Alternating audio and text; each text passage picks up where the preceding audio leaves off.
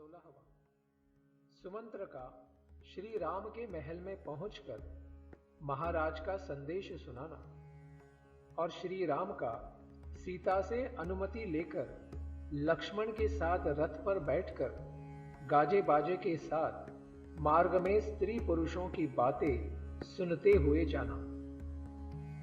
पुरातन वृत्तांतों के ज्ञाता सूत सुमंत्र मनुष्यों की भीड़ से भरे हुए उस अंतःपुर के द्वार को लांघकर महल की एकांत कक्षा में जा पहुंचे, जहां बिल्कुल भी भीड़ नहीं थी। वहां श्री राम के चरणों में अनुराग रखने वाले एकाग्र चित्त एवं सावधान युवक प्रास और धनुष आदि लिए डटे हुए थे। उनके कानों में शुद्ध स्वर्ण के बने हुए कुंडल झलमला रहे थे। उस ड्योढ़ी में सुमंत्र को गेरुआ वस्त्र पहने और हाथ में छड़ी लिए वस्त्राभूषणों से अलंकृत बहुत से वृद्ध पुरुष बड़ी सावधानी के साथ द्वार पर बैठे दिखाई दिए, जो अंतःपुर की स्त्रियों के संरक्षक थे। सुमंत्र को आती देख श्री राम का प्रिय करने वाली इच्छा से वे सभी पुरुष सहसा वेगपूर्ण आसनों से उठकर खड़े हो गए। राज सेवा में अत्यंत कुशल तथा विनीत हृदय वाले सूतपुत्र सुमंत्र ने उनसे कहा, आप लोग श्री रामचंद्र जी से शीघ्र जाकर कहें कि सुमंत्र दरवाजे पर खड़े हैं। स्वामी का प्रिय करने की इच्छा वाले वे सब सेवक श्री रामचंद्र जी के पास जा पहुंचे। उस समय श्री राम अपनी धर्मपत्नी सीता जी के साथ विराजमान थे। उन सेवकों ने शीघ्र ही उन्हें सुमंत्र का संदेश सुना दिया। द्वार रक्षकों द्वारा दी हुई सूचना पाकर श्री राम ने पिता की प्रसन्नता के लिए उनके अंतरंग सेवक सुमंत्र को वहीं अंतःपुर में बुलवा दिया। वहां पहुंचकर सुमंत्र ने देखा श्री रामचंद्र जी वस्त्राभूषणों से अलंकृत होकर कुबेर के समान जान पड़ते हैं और बिछौनों से युक्त सोने की पलंग पर विराजमान है। शत्रुओं को संताप देने वाले रघुनाथ जी के श्री अंगों में वाराह के रुधिर की भांति ही लाल, पवित्र और सुगंधित उत्तम चंदन का लेप लगा हुआ है और देवी सीता जी के पास बैठकर अपने हाथ से चबर डुला रही है। सीता जी के अत्यंत समीप बैठे हुए श्री राम चित्रा से संयुक्त चंद्रमा की भांति ही शोभा पा रहे थे। विनय के साथ बंदी सुमंत्र ने तपते हुए सूर्य की भांति अपनी नित्य प्रकाश से संपन्न रहकर अधिक प्रकाशित होने वाले वरदायक श्री राम को विनीत भाव से प्रणाम किया। विरह कालिक शयन के लिए जो आसन था, उस पलंग पर बैठे हुए प्रसन्न मुख वाले राजकुमार श्री राम का दर्शन करके राजा दशरथ द्वारा सम्मानित सुमंत्र ने हाथ जोड़कर इस प्रकार कहा, श्री राम, आपको पाकर महारानी कौसल्या सर्वश्रेष्ठ संतान वाली हो गई है।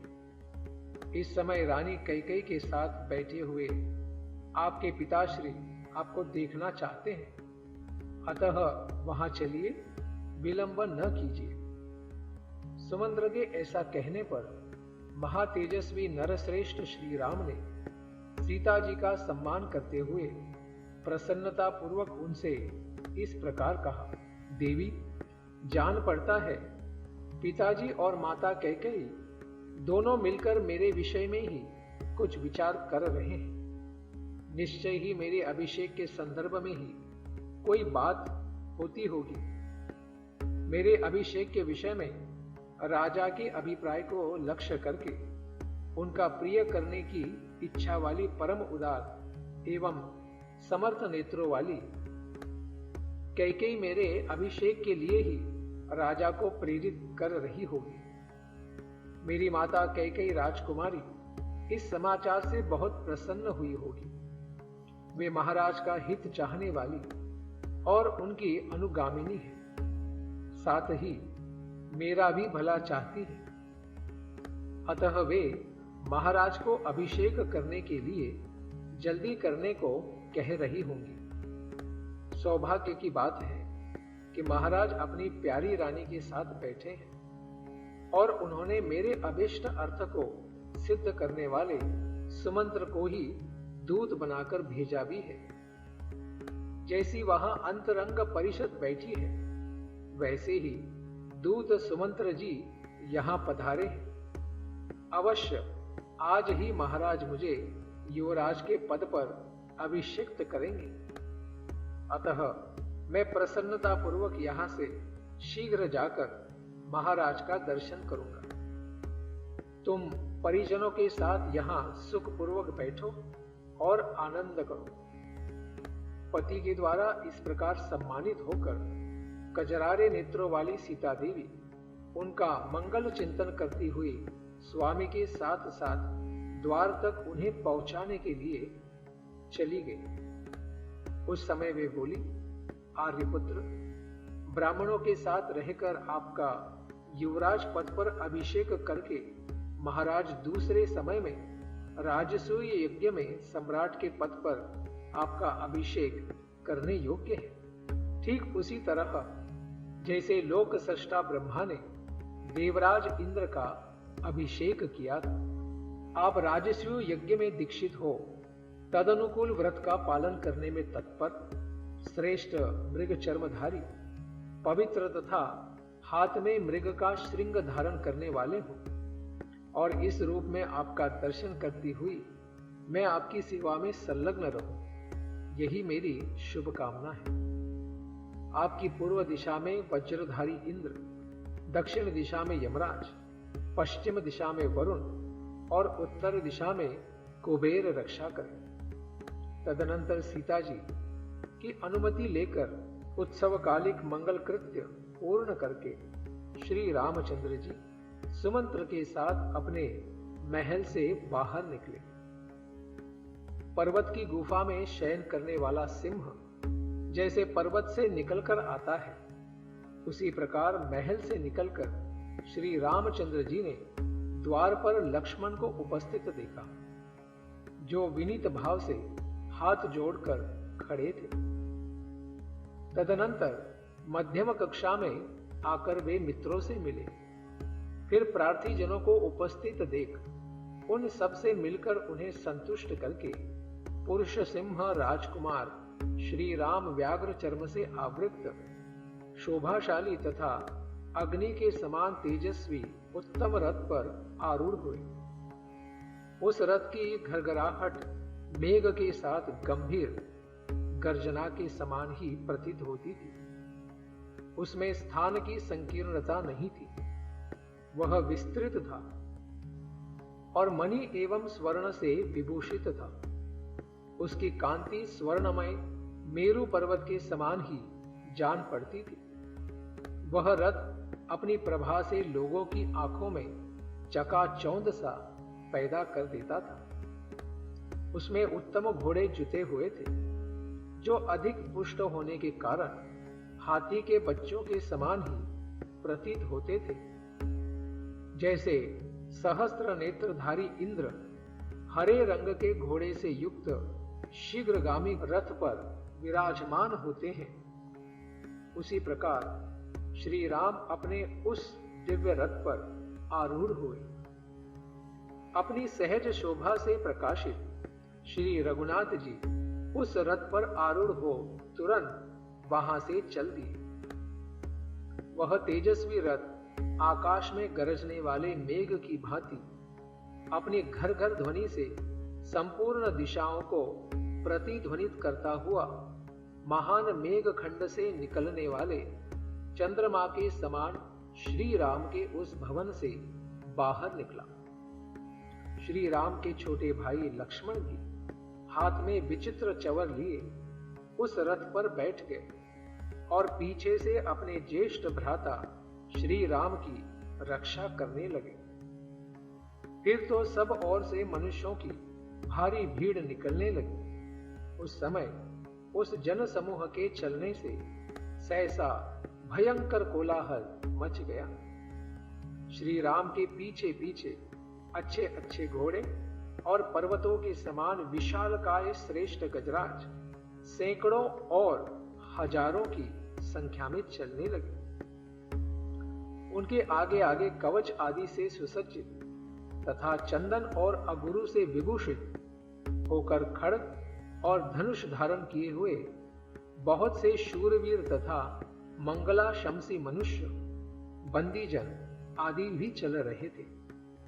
तदनंतर मार्ग में वाद्यों की ध्वनि, बंदीजनों के स्तुति पाठ के शब्द तथा शूरवीरों के सिंहनाद सुनाई देने लगे। महलों की खिड़कियों में बैठी हुई वस्त्राभूषणों से विभूषित वनिताएं सब ओर से शत्रु दमन श्री राम पर ढेर के ढेर सुंदर पुष्प बिखेर रही थी। इस अवस्था में श्री राम आगे बढ़ते चले जा रहे थे। उस समय अट्टालिकाओं और भूतल पर खड़ी हुई सर्वांग सुंदरी युवतियां श्री राम का प्रिय करने की इच्छा से श्रेष्ठ वचनों द्वारा उनकी स्तुति गाने लगी। माता को आनंद प्रदान करने वाले श्री रघुवीर, आपकी यह यात्रा सफल होगी और आपके पैतृक राज्य प्राप्त होगा। इस अवस्था में आपको देखती हूं, आपकी माता कौशल्या निश्चित ही बड़ी आनंदित हो रही होंगी। वे नारियां श्री राम की हृदय वल्लभा सीमंतिनी सीता जी को संसार की समस्त सौभाग्यवती स्त्रियों में से श्रेष्ठ मानती हुई ऐसे कहने लगी। उन देवी सीता ने पूर्व काल में निश्चय ही बड़ा भारी तप किया होगा, तभी उन्होंने चंद्रमा से संयुक्त हुई रोहिणी की भांति श्री राम का संयोग प्राप्त किया है। इस प्रकार राजमार्ग पर रथ पर बैठे हुए श्री रामचंद्र जी प्रासाद शिखरों पर बैठी हुई युवती स्त्रियों के द्वारा कही गई ये प्यारी प्यारी बातें सुन रहे थे। उस समय अयोध्या में आए हुए दूर दूर के लोग अत्यंत हर्ष से भरकर वहां श्री रामचंद्र जी के विषय में जो वार्तालाप और तरह तरह की बातें करते थे, वे अपने विषय में कही गई उन सभी बातों को श्री रघुनाथ जी सुनते जा रहे थे। वे कहते थे, इस समय ये श्री रामचंद्र जी महाराज दशरथ की कृपा से बहुत बड़ी संपत्ति के अधिकारी होने जा रहे हैं। अब हम सब लोगों की समस्त कामनाएं पूर्ण हो जाएंगी, क्योंकि ये श्री राम ही हमारे शासक होंगे। यदि यह सारा राज्य चिरकाल के लिए इनके हाथ में आ जाए, तो इस जगत की समस्त जनता के लिए यह महान लाभ होगा। इनके राजा होने पर कभी किसी का अप्रिय नहीं होगा और किसी को कोई दुख भी नहीं देखना पड़ेगा। हिन हिनाते हुए घोड़ों,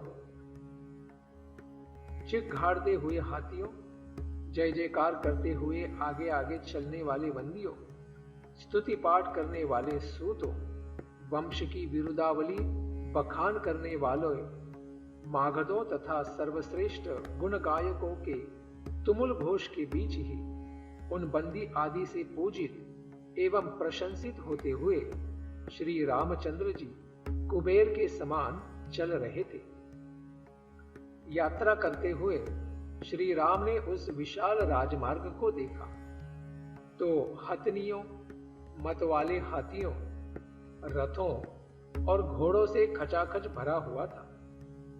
उसके प्रत्येक चौराहे पर मनुष्यों की भारी भीड़ इकट्ठी हो रही थी। उसके दोनों पार्श्व भागों में प्रचुर रत्नों से भरी हुई दुकानें थी तथा विक्रय के योग्य और भी बहुत से द्रव्यों के ढेर वहां दिखाई देते थे। वह राजमार्ग बहुत ही साफ सुथरा था। इस प्रकार श्री वाल्मीकि जी निर्मित आर्ष रामायण आदि काव्य के अयोध्या कांड में 16वां सर्ग पूरा हुआ। अध्याय 17वां। श्री राम का राजपथ की शोभा देखते और सुहृदों की बातें सुनते हुए पिता के भवन में प्रवेश। इस प्रकार श्री रामचंद्र जी अपने सुहृदों को आनंद प्रदान करते हुए रथ पर बैठे राजमार्ग के बीच से चले जा रहे थे। उन्होंने देखा सारा नगर ध्वजा और पताकाओं से सुशोभित हो रहा है।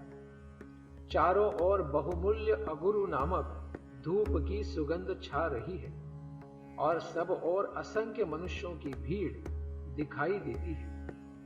वह राजमार्ग श्वेत बादलों के समान ही उज्जवल, भव्य भवनों से सुशोभित तथा अगुरु की सुगंध से व्याप्त हो रहा था। अच्छी श्रेणी के चंदनों, अगुरु नामक धूपों, उत्तम गंध द्रव्यों, अलसी या सन आदि के रेशों से बने हुए कपड़ों तथा रेशमी वस्त्रों के ढेर, अनबिंधे मोती और उत्तमोत्तम स्फटिक रत्न उस विस्तृत एवं उत्तम राजमार्ग की शोभा बढ़ा रहे थे। वह नाना प्रकार के पुष्पों तथा भांति भांति के भक्ष्य पदार्थों से भरा हुआ था। उसके चौराहों की दही, अक्षत, हविष्य, लावा, धूप, अगरु, चंदन, नाना प्रकार के पुष्पहार और गंध द्रव्यों से सदा पूजा की जाती थी। वह नाना प्रकार के पुष्पों तथा भली भाली भांति के पदार्थों से भी भरा हुआ था। स्वर्गलोक में बैठे हुए देवराज इंद्र की भांति ही रथारूढ़ श्री रामचंद्र जी ने उस राजमार्ग को देखा। वे अपने सुहृदों के मुख से कहे गए बहुत से आशीर्वादों को सुनते और यथा योग्य उन सब लोगों का सम्मान करते हुए चले जा रहे थे। उनके हितैषी सुहृद कहते थे, रघुनंदन, आपके पितामह और प्रपितामह, दादे और परदादे जिस पर चलते आए हैं उसी मार्ग को ग्रहण करके युवराज पद पर अभिषिक्त हो। आप हम सब लोगों का निरंतर पालन करें। फिर वे आपस में कहने लगे, भाइयों, श्री राम के पिता तथा समस्त पितामहों द्वारा जिस प्रकार हम लोगों का पालन पोषण हुआ है, श्री राम के राजा होने पर भी हम उससे भी अधिक सुख पाएंगे। यदि हम राज्य पर प्रतिष्ठित हुए श्री राम को पिता के घर से निकलते हुए देख लें, यदि राजा राम का दर्शन कर लें, तो हम इस इहलोक के सारे भोग और परमार्थ स्वरूप मोक्ष लेकर क्या करेंगे। अमित तेजस्वी श्री राम का यदि राज्य पर अभिषेक हो जाए तो वह हमारे लिए जैसा प्रियतर कार्य होगा, उससे बढ़कर दूसरा कोई परम प्रिय कार्य नहीं होगा। सुहृदों के मुंह से निकली हुई ये तथा और भी कई तरह की अपनी प्रशंसा से संबंध रखने वाली सुंदर सुंदर बातें सुनते हुए श्री रामचंद्र जी राजपथ पर बढ़े चल रहे थे। जो श्री राम की ओर एक बार देख लेता, वह उन्हें देखता ही रह जाता। श्री रघुनाथ जी के दूर चले जाने पर भी कोई उन पुरुषोत्तम की ओर से अपना मन या दृष्टि नहीं हटा पाता था। उस समय जो श्री राम को नहीं देखता और जिसे श्री राम नहीं देख लेते थे, वह समस्त लोकों में निंदित समझा जाता था तथा स्वयं उसकी अंतरात्मा भी उसे धिक्कारती थी। धर्मात्मा श्री राम चारों वर्णों के सभी मनुष्यों पर उनकी अवस्था के अनुरूप ही दया करते थे, इसलिए वे सभी उनके भक्त ही थे। राजकुमार श्री राम चौराहों, देव मार्गों, चैत्य वृक्षों तथा देव मंदिरों को अपने दाहिने छोड़ते हुए आगे बढ़ रहे थे। राजा दशरथ का भवन मेघ समूहों के समान शोभा पाने वाला, सुंदर, अनेक रूप रंग वाले कैलाश शिखर के समान उज्जवल प्रासाद शिखरों अर्थात अट्टालिकाओं से सुशोभित था। उसमें रत्नों की जाली से विभूषित तथा विमानाकार क्रीड़ागृह भी बने हुए थे, जो अपनी श्वेत आभा से प्रकाशित होते थे। वे अपनी ऊंचाई से आकाश को भी लांघते हुए से प्रतीत होते थे। ऐसे गृहों से युक्त वह श्रेष्ठ भवन इस भूतल पर इंद्र सदन के समान ही शोभा पाता था। उस राजभवन के पास पहुंचकर अपनी शोभा से प्रकाशित होने वाले राजकुमार श्री राम ने पिता के महल में प्रवेश किया। उन्होंने धनुर्धर वीरों द्वारा सुरक्षित महल की 3 ढ्योढ़ियों को तो घोड़े जुते हुए रथ से ही पार किया। फिर 2 ढ्योढ़ियों में वे पुरुषोत्तम राम पैदल ही गए। इस प्रकार सारी ढ्योढ़ियों को पार करके दशरथ नंदन श्री राम साथ आए हुए उन सब लोगों को लौटाकर स्वयं ही अंतःपुर में गए। जब राजकुमार श्री राम पिताजी के पास जाने के लिए अंतःपुर में प्रविष्ट हुए, तब आनंद मग्न हुए सब लोग बाहर खड़े होकर उनके पुनः निकलने की प्रतीक्षा करने लगे। ठीक उसी तरह जैसे सरिताओं का स्वामी समुद्र चंद्रोदय की प्रतीक्षा करता रहता है, इस प्रकार श्री वाल्मीकि जी निर्मित आर्ष रामायण आदि काव्य के अयोध्या कांड में 17वां सर्ग पूरा हुआ। अध्याय 18वां। श्री राम का कैकेयी से पिता के चिंतित होने का कारण पूछना और कैकेयी का कठोरता पूर्वक अपनी मांगे हुए वरों का वृत्तांत बताकर श्री राम को वनवास के लिए प्रेरित करना। महल में जाकर श्री राम ने पिता को कैकेयी के साथ एक सुंदर आसन पर बैठे हुए देखा। वे विषाद में डूबे हुए थे, उनका मुंह सूख गया था और वे बड़े दयनीय दिखाई देते थे। निकट पहुंचने पर श्री राम ने विनीत भाव से पहले अपने पिताश्री के चरणों में प्रणाम किया। उसके बाद बड़ी सावधानी के साथ उन्होंने कैकेयी के चरणों में भी मस्तक झुकाया। उस समय दीन दशा में पड़े हुए राजा दशरथ एक बार राम ऐसे कहकर चुप हो गए। इससे आगे उनसे कुछ बोला ही नहीं गया। उनके नेत्रों में आंसू भर आए, अतः वे श्री राम की ओर न तो देख सके न उनसे कोई बात ही कर सके। राजा का वह अभूतपूर्व भयंकर रूप देखकर श्री राम को भी बड़ा भय हो गया, मानो उन्होंने पैर से ही किसी सर्प को छू दिया हो। राजा की इंद्रियों में प्रसन्नता नहीं थी। वे शोक और संताप से दुर्बल हो रहे थे। बारंबार लंबी सांसें भरते थे तथा उनके चित्त में बड़ी व्यथा दिखाई दे रही थी। वे ऐसे दिखते थे मानो तरंग मालाओं से उपलक्षित अक्षोभ्य समुद्र क्षुब्ध हो उठा हो।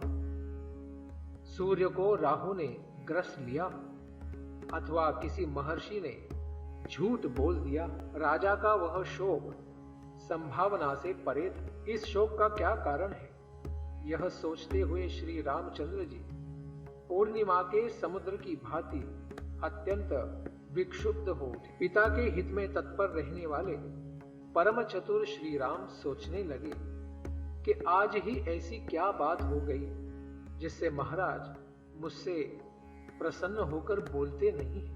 आज मेरी ओर दृष्टिपात करके इन्हें क्लेश क्यों हो रहा है। यह सब सोचकर श्री राम दीन से हो गए, शोक से कातर हो उठे। विषाद के कारण उनके मुख की कांति फीकी पड़ गई। वे कैकेयी को प्रणाम करके उसी से पूछने लगे, मां, मुझसे अनजाने में कोई अपराध तो नहीं हो गया जिससे पिताजी मुझ पर ही नाराज हो गए? तुम यह बात मुझे बताओ और तुम ही इन्हें मना दो। ये तो सदा मुझे प्यार करते थे, आज इनका मन अप्रसन्न क्यों हो गया है? देखता हूं ये आज मुझसे बोलते तक नहीं है। इनके मुख पर विषाद छा रहा है। और ये अत्यंत दुखी हो रहे हैं। कोई शारीरिक व्याधि जनित संताप अथवा मानसिक अभिताप इन्हें पीड़ित तो नहीं कर रहा है, क्योंकि मनुष्य को सदा ही सुख मिले ऐसा सुयोग प्रायः दुर्लभ होता है। प्रियदर्शन कुमार भरत, महाबली शत्रुघ्न अथवा मेरी माताओं का तो कोई अमंगल नहीं हुआ है। महाराज को असंतुष्ट करके अथवा इनकी आज्ञा न मानकर इन्हें कुपित कर देने पर मैं 2 घड़ी भी जीवित रहना नहीं चाहूंगा। मनुष्य जिसके कारण इस जगत में अपना प्रादुर्भाव देखता है, उस प्रत्यक्ष देवता पिता के जीते जी वह उसके अनुकूल बर्ताव क्यों न करेगा? कहीं तुमने तो अभिमान या रोष के कारण मेरे पिताजी से कोई कठोर बात तो नहीं कह डाली जिससे इनका मन दुखी हो गया है? देवी, मैं सच्ची बात पूछता हूं, बताओ किस कारण से महाराज के मन में आज इतना विकार उत्पन्न हो गया है? इनकी ऐसी अवस्था तो पहले कभी नहीं देखी गई थी। महात्मा श्री राम के इस प्रकार पूछने पर अत्यंत निर्लज्ज कहके बड़ी ढिठाई के साथ अपने मतलब की बात इस प्रकार बोली। राम, महाराज कुपित नहीं है, न इन्हें कोई कष्ट ही हुआ है। इनके मन में कोई बात है जिसे तुम्हारे डर से ये कह नहीं पा रहे हैं। तुम इनके प्रिय हो, तुमसे कोई अप्रिय बात कहने के लिए इनकी जबान नहीं खुलती, किंतु इन्होंने जिस कार्य के लिए मेरे सामने प्रतिज्ञा की है उसका तुम्हें अवश्य पालन करना चाहिए। इन्होंने पहले तो मेरा सत्कार करते हुए मुझे मुंह मांगा वरदान दे दिया और अब ये दूसरे गवार मनुष्यों की भांति उसके लिए पश्चाताप करते हैं। ये प्रजानाथ पहले मैं दूंगा ऐसी प्रतिज्ञा करके मुझे वर दे चुके हैं और अब उसके निवारण के लिए व्यर्थ ही प्रयत्न कर रहे हैं। पानी निकल जाने पर उसे रोकने के लिए बांध बांधने की निरर्थक चेष्टा करते हैं। राम, सत्य ही धर्म की जड़ है, यह सत्पुरुषों का भी तो निश्चय है। कहीं ऐसा न हो कि ये महाराज तुम्हारे कारण मुझ पर कुपित होकर अपने उस सत्य को ही छोड़ बैठे। जैसे भी इनके सत्य का पालन हो वैसा तुम्हें करना चाहिए। यदि राजा जिस बात को कहना चाहते हो वह शुभ हो या अशुभ, तुम सर्वथा उसका पालन करो तो मैं सारी बात पुनः तुमसे कहूंगी। यदि राजा की कही हुई बात तुम्हारे कानों में पड़कर वही नष्ट न हो जाए, यदि तुम उनकी प्रत्येक आज्ञा का पालन कर सको तो मैं तुमसे सब कुछ खोल कर बता दूंगी। ये स्वयं तुमसे कुछ नहीं कहेंगे। कैकेयी की कही हुई यह बात सुनकर श्री राम के मन में बड़ी व्यथा हुई। उन्होंने राजा के समीप ही देवी कैकेयी से इस प्रकार कहा, अहो, धिक्कार है देवी, तुम्हें मेरे प्रति ऐसी बात मुंह से नहीं निकालनी चाहिए। मैं महाराज के कहने से आग में भी कूद सकता हूं, तीव्र विष का भी भक्षण कर सकता हूं और समुद्र में भी गिर सकता हूं। महाराज मेरे गुरु, पिता और हितैषी हैं। मैं उनकी आज्ञा पाकर क्या नहीं कर सकता। इसलिए देवी, राजा को जो अभिष्ट है वह बात मुझे बताओ। मैं प्रतिज्ञा करता हूं उसे पूर्ण करूंगा। राम 2 तरह की बात नहीं करता है। श्री राम सरल स्वभाव के युक्त और सत्यवादी थे। उनकी बात सुनकर अनार्या कैकेयी ने अत्यंत दारुण वचन कहना आरंभ किया। रघुनंदन, पहले की बात है, देवासुर संग्राम में तुम्हारे पिता शत्रुओं के बाणों से बींध गए थे। उस महासमर में मैंने उनकी रक्षा की थी। उससे प्रसन्न होकर उन्होंने मुझे 2 वर दिए थे। राघव, उन्हीं में से एक वर के द्वारा तो मैंने महाराज से यह याचना की है कि भरत का राज्याभिषेक हो, और दूसरा वर यह मांगा कि तुम्हें आज ही दंडकारण्य में भेज दिया जाए। नरश्रेष्ठ, यदि तुम अपने पिता को सत्य प्रतिज्ञ बनाना चाहते हो और अपने को भी सत्यवादी सिद्ध करने की इच्छा रखते हो, तो मेरी यह बात सुनो। तुम पिता की आज्ञा के अधीन रहो। जैसी इन्होंने प्रतिज्ञा की है उसके अनुसार ही तुम्हें 14 वर्षों के लिए वन में प्रवेश करना चाहिए। रघुनंदन, राजा ने तुम्हारे लिए जो यह अभिषेक का सामान जुटाया है, उस सब के द्वारा यहां भरत का अभिषेक किया जाए, और तुम इस अभिषेक को त्याग कर 14 वर्षों तक दंडकारण्य में रहते हुए जटा और चीर धारण करना। कौशल नरेश की इस वसुधा का, जो नाना प्रकार के रत्नों से भरी पूरी और घोड़े तथा रथों से व्याप्त है, भरत शासन करे। बस इतनी ही बात है। ऐसा करने से तुम्हारे वियोग का कष्ट सहन करना पड़ेगा। यह सोचकर महाराज करुणा में डूब रहे हैं। इसी शोक से इनका मुख भी सूख गया है और इन्हें तुम्हारी ओर देखने का साहस नहीं हो रहा है। रघुनंदन श्री राम, तुम राजा की इस आज्ञा का पालन करो और इनके महान सत्य की रक्षा करके इस नरेश को संकट से उबार लो। कैकेयी के इस प्रकार कठोर वचन कहने पर श्री राम के हृदय में शोक नहीं हुआ, परंतु महानुभाव राजा दशरथ पुत्र के भावी वियोग जनित दुख से संतप्त एवं व्यथित हो उठे। इस प्रकार श्री वाल्मीकि जी निर्मित आर्ष रामायण आदि काव्य के अयोध्या कांड में 18वां सर्ग पूरा हुआ। हरे कृष्णा कृष्णा कृष्णा हरे हरे, हरे राम राम राम हरे